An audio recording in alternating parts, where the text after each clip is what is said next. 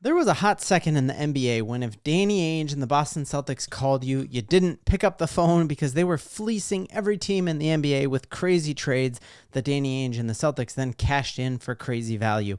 And I think pretty soon that's going to be the case for Sean Payton and George Payton because the new players they've been bringing in this year are breaking out everywhere. We're going to break down a couple of those stories and some of the steals that the Denver Broncos have made this offseason.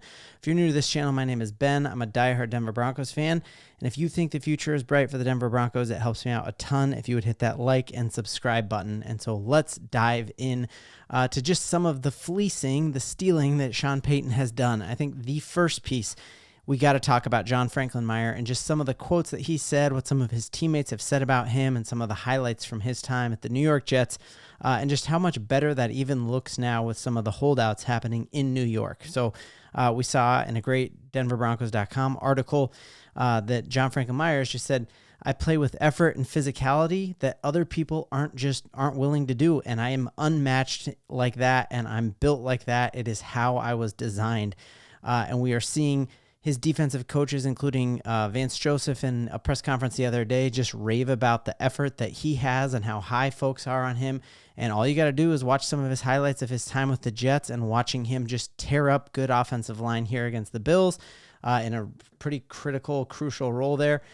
This one here is just straight up nasty, watching him sack the quarterback with the offensive lineman. His motor is unmatched. Watching him here against the Texans, man, just that is nasty, the way that he can move at that size, and hearing him say hey, I'm built for this. Here he is against the Cardinals, just straight up tearing into the league. And I could not be more hyped to have him in Denver. And this seemed like a fantastic trade that we were able to get him with. Essentially, we sent a 6th-round pick to the Jets. They sent us back a 7th-rounder in return, and we got him.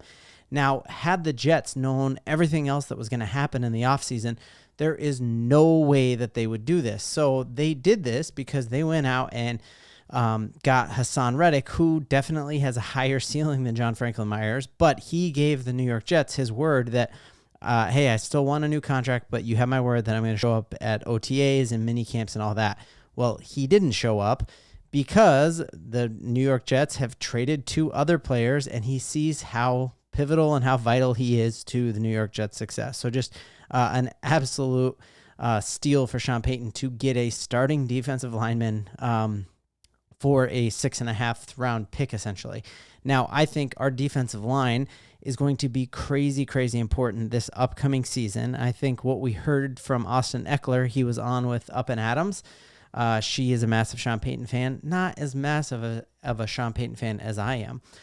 She's really high on Sean Payton, and she had Austin Ekler on and was like, hey, you're with the Commanders now. Why did you move on from the Chargers? Why didn't you want to play for Harbaugh and all that? And Austin Ekler basically said, hey, they went out and got a tackle. They got a couple massive big running backs, and they are going to hand the ball to running backs 300 times during this offseason. And that's exactly what he said.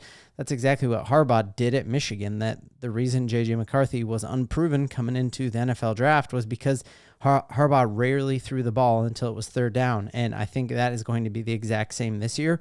We know one of the Denver Broncos' biggest weaknesses coming into this season was how are we going to stop the run? That becomes an even bigger deal right now, knowing that we got to play Harbaugh twice a year.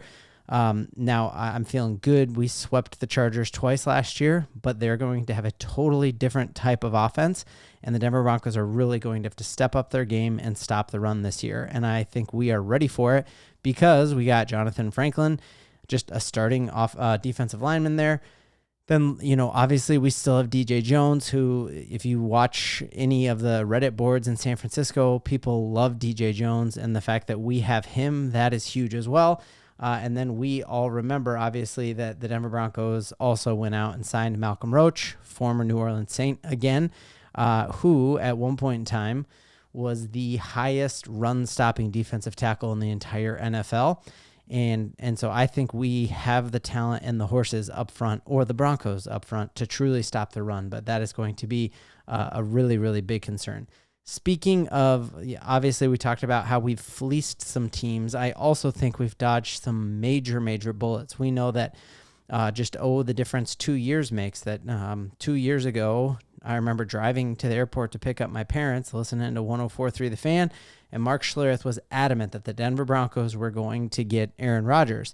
We then hire Nathaniel Hackett, and the only reason that, now that you look at it in hindsight and hear from people on the inside, the only reason they got Nathaniel Hackett was because the idea was that Aaron Rodgers was going to come here to Denver.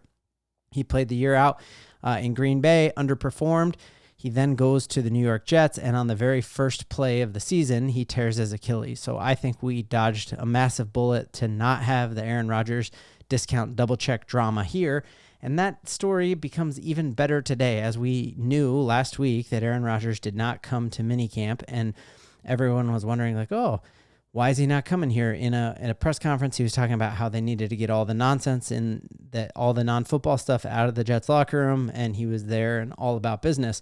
What is now coming out from several plugged-in sources that the reason that Aaron Rodgers is not at Jets minicamp is because he is in a darkness retreat. So maybe turn off the lights wherever you're watching this. We'll just do a moment of silence and hope that the darkness is good for Aaron Rodgers and the Jets, because it's not even as dark as it's going to get for the Jets, because they are playing the Denver Broncos, and that's going to be when it's really the darkest. And I'm very, very excited about that. Dodged a massive bullet. Other thing that I think is great news that we have is just our running back room. We talked and have done videos about, like, man, who's going to make the cut in the running back room? We've got 4 very talented running backs, and we're not paying them out the wazoo to keep them in Denver.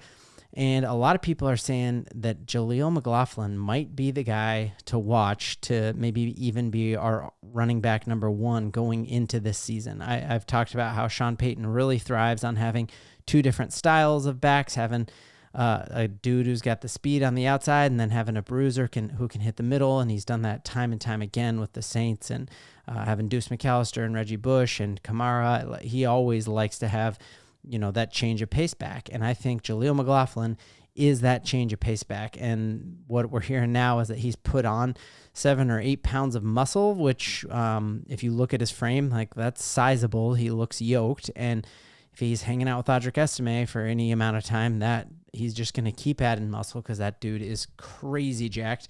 If I was Audric Estime, I don't think I would ever wear a shirt. I would just walk around with my shirt off all the time. Let me know in the comments if I should do that on these videos.